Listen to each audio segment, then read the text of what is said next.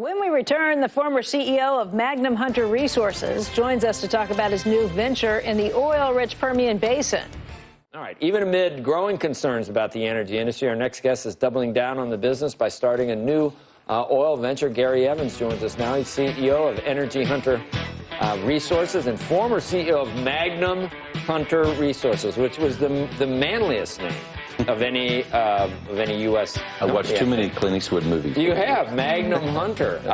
Anyway, you're keeping Hunter now. It's Energy Hunter, and you're just the guy that likes to roll the dice, aren't you? I mean, if we really had to describe you, Gary, you like to take risk with big reward, no? Definitely an entrepreneur in the business. I've been in the oil and gas business all my adult life, and I tell all my friends and fellows that have worked with me over the years that I've never seen an opportunity like we are seeing today, and we probably never will again in our lifetimes. I don't get why that's true. I guess because things are cheap, is it? Things are so bad. Things are so bad. Okay, first time around, what year was that? 1985. 1980, put $1,000. You had $1,000? What can you get for $1,000? You can't. Not much. I did a leveraged buyout for $1.2 million and put $1,000 down. You're kidding me. That's of a service company. Of a service company. 85 times were pretty tough. Well, January 86, if I remember, oil hit $11 a barrel. Right. And you sold that company for $2.2 billion. Which now has tripled. That was to Cimarex in 2005. Okay, now I don't see why this can be done again, since all the good wells have already been drilled. I don't think so. So there's two areas which you're going to do it again, and you're going to do. This well, that's is oil. the key. You're looking for oil. You just hit it the nail on the head. With commodity prices where they are today, you have to be very, very selective and know where to go to make money at $48 oil today. In the Permian Basin and the Eagle Ford are the two areas where we still have in the United States you can make very good returns. Why are they? So why would someone sell it to you if it's got oil? Well, there's a lot of companies that are in dire straits. There's 70-something companies that have filed bankruptcy, and there's a lot of opportunities. They got land that hasn't been drilled that, in your view.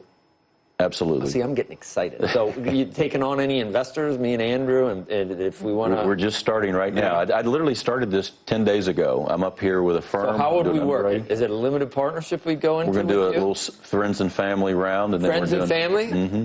We just You're met, my friend and my family, right? We just met, and I feel like we're friends. What do you think, Sorkin? You ready to do? Come on. Pony up. We've been hearing from people for a while. Would you feel dirty if you made money in hydrocarbons? Call my banker. We'll make we'll wire some money over. Have your assistant call your banker. Exactly. All right. Gary, we've been hearing from people for a while, though, that despite the come down in prices, that this was not the time yet, that the prices were still too high.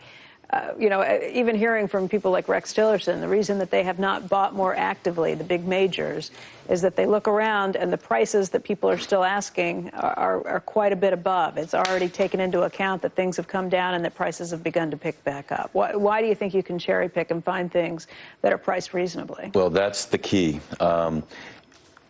You have to be in the business as long as I've been in it to kind of know the people, the contacts, the landowners, the landmen, the opportunities. This is not going to data rooms, just needle in a haystack. Is this because you're looking for smaller properties? Like Rex Tillerson's been in He's looking for too. billion-dollar deals, and those are all mainly the public, large private deals. But there are lots of smaller opportunities, and the key has been the oil service costs. They're down over 50%. As well as commodity prices. So the things that we could, a well that cost $10 million a year and a half ago costs $5 million today. Right, and we've seen that. But you're looking at areas where you can go find this, and these are smaller deals that some of the big guys. And it's the cream of the crop. You got to get into the key fields and find the cream of the crop opportunities, and they're usually very unique situations.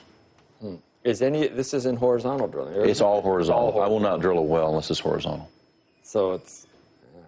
Now, remember, the Delaware Basin or the Permian Basin today, we're taking shale technology, horizontal drilling and fracture stimulation, and applying it to carbonate reservoirs. So people think, well, Eagle Ford and the Utica and the Marcellus and the Barnett, those are all shale plays. We're taking that technology and now going back to carbonate reservoirs. And that's why the Permian. Because you get more out of it? Well, we're using new technology to get more out of a basin that has 7 or 8 zones versus 1. So you're going to get the easy stuff that you could already get and then take additionally out of it. So it becomes now you think about, a 100-foot interval of pay zone. You drill that 8,000 feet, and you've got 8,000 foot of pay zone. So if it goes back to 30, you're going to lose your shirt? No, we can make money down to about $25. Come on, you're kidding me. It's like Saudi Arabia goes down to 11 or something, right? I was having dinner last night with a guy from Saudi Arabia, and he's saying, why don't we form a coalition and stop this? I go, we're shooting ourselves. I mean, it's crazy. Do you think any of the presidential candidates that are out there will have any impact on what you're doing? Absolutely. The reason the whole situation in the oil business is down is because this administration has not had a military force in the Middle East. Wait a second. The whole reason oil was down, I thought, is that we have found all these better ways and better technologies for getting more oil out of the ground, so that this is definitely a supply picture where we have so much more that we're producing than we ever were before. You're right, but OPEC or Saudi Arabia had to do what they had to do because of the lack of military support of the United States in the Middle East.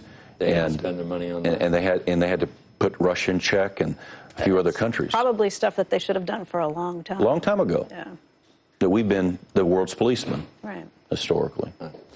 Good luck. I'm excited Thank for you. you. We really can't. I don't think we can, Andrew. I think that I think we can. We ruined it by having you on as a guest. There's policies You against should that. just talk to us before we actually put you on, and then we probably couldn't do that. I can't do that either. Well, you can't do any hydrocarbon investment. I mean, your entire portfolio has been right? Mostly just granola, kale, I tell them investment. nothing, all don't those have any investments. We're all in mutual funds, Comcast shares. Gary, thanks for coming Thanks so in. much. Thanks.